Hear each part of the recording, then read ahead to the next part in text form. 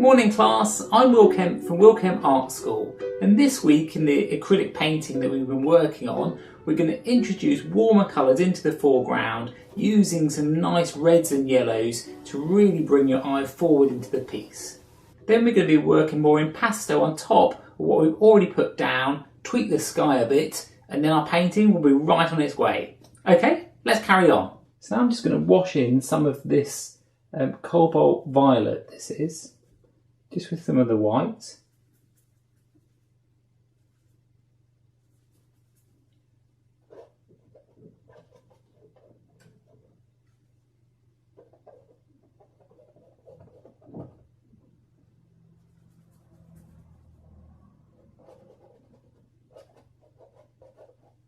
And I'm not painting it like in a block, I'm painting it more in like little dashes, because then I can start to use this underpainting to start to come through on the piece.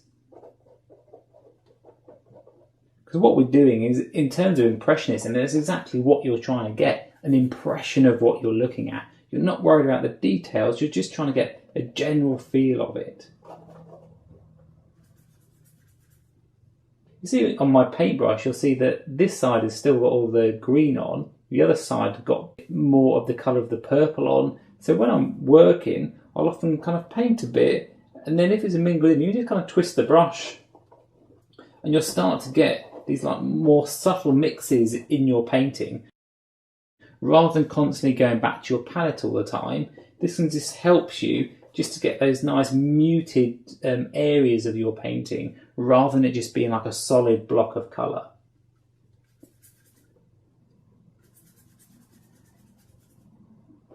So you've got to use a bit more paint than if you've been using watercolours. You've definitely got to use more paint so that when it's actually pressed on there and painted on, you've still got enough to move that brush around, and you can go quite a far way with the paint that's already on the brush.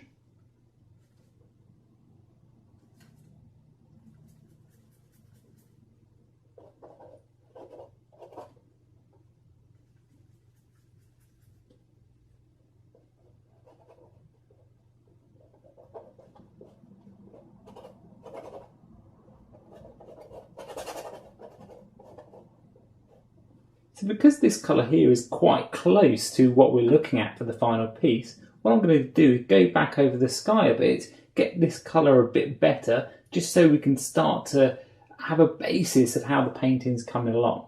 It looks quite abstract at the moment, but we're really just starting to build on the shapes and build to see how all the colours work together. So again, just that cobalt blue and a titanium white.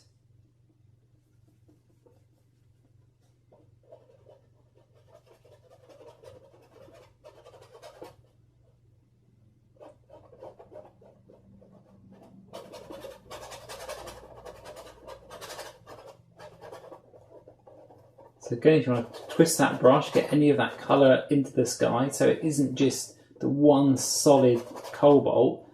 Now I've got a bit of the green in there, a bit of this purpley colour in there. I mean, the photograph is just a guide really, you just use it as a starting point to your paintings.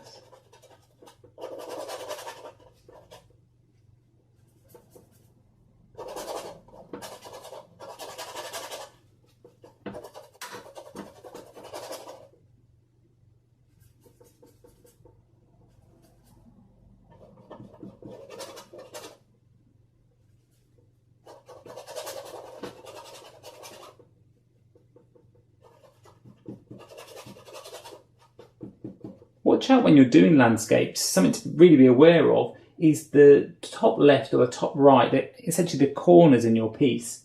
If you have these areas a little bit darker, what it helps to do is it helps to send the viewer's eye back into the painting, so that instead of the eye going off onto the side, just having a tiny bit on the corner will just make that difference, just to subtly bring the viewer back into view.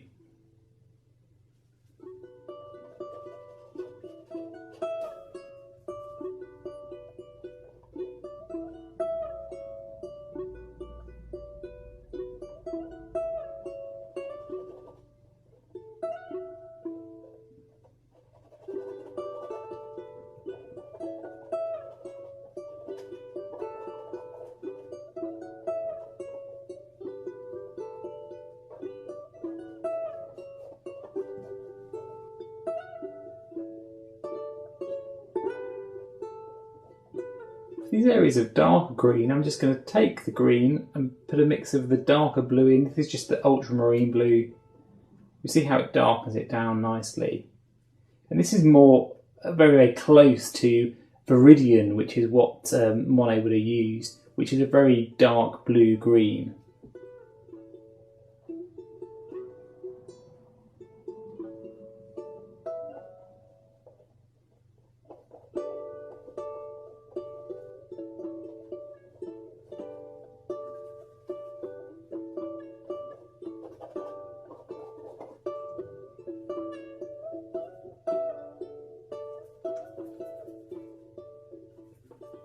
To reinforce some of these shapes in the mountain.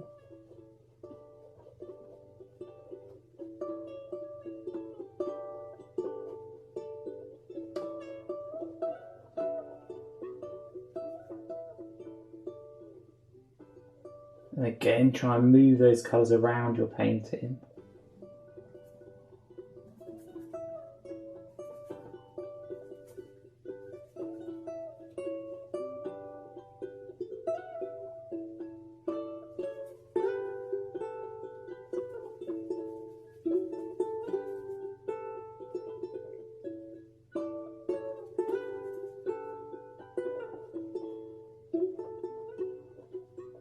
I'm going to introduce some of the warmer colours in the foreground. So just start with the yellow.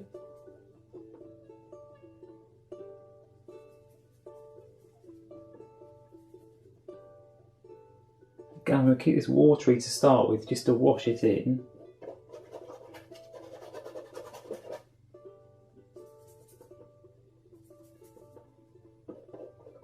Notice how it's got these red areas in the bottom. It's just nice to have those underneath. So they'll shine through when we paint the thicker paint on top.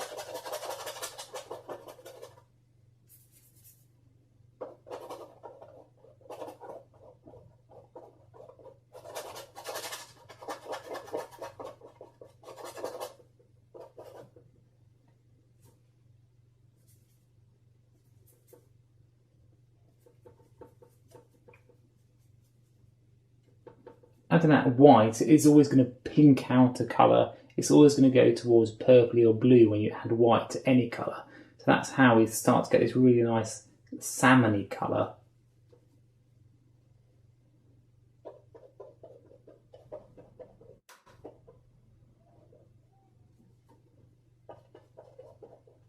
So here you can start to see how the underpainting is so helpful because the yellow ochre is very, very close in tone to these. I don't have to work very hard, and all of a sudden the piece starts to look like it's got loads of different colours all working together.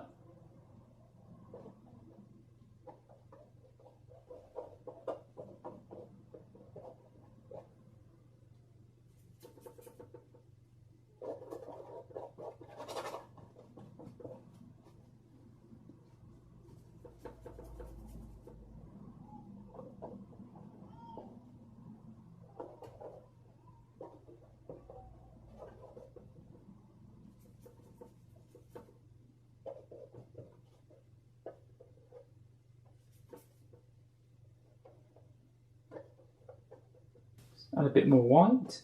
So when you're doing your painting, you don't have to put out as much paint as I've put. It's just a way to show you the colours more clearly when they're on a larger scale. But don't be too mean with your paints because otherwise they'll dry very quickly. And even though these are the acrylics, you can start to see I can still put my finger in these and it's still wet, and that's because I've got that thickness into the paint. I can now start to use just some of the pure white and just start to kind of dab it on top into the foreground.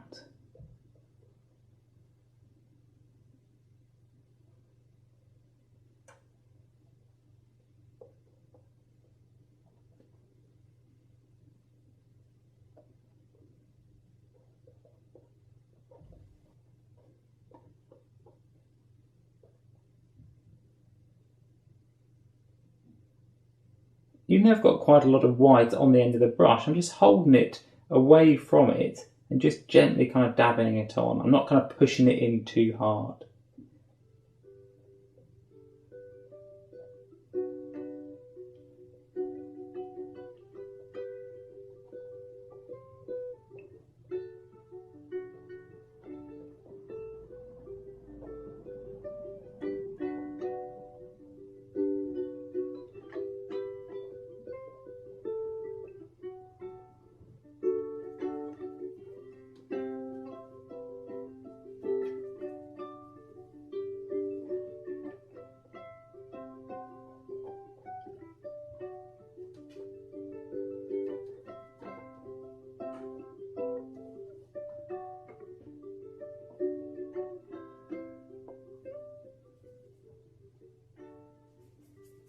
So just tone it down with the purple just to make this nice shadow tone on the building's edge.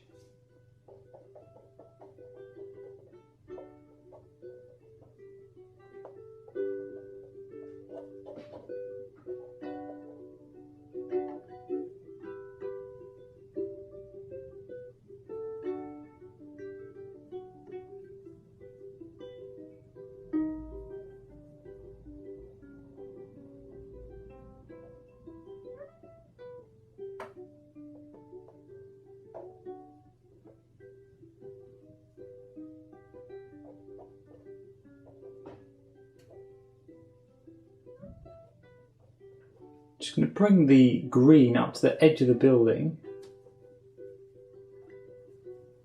Again, you can use the blues to knock them down a bit just to darken off that green.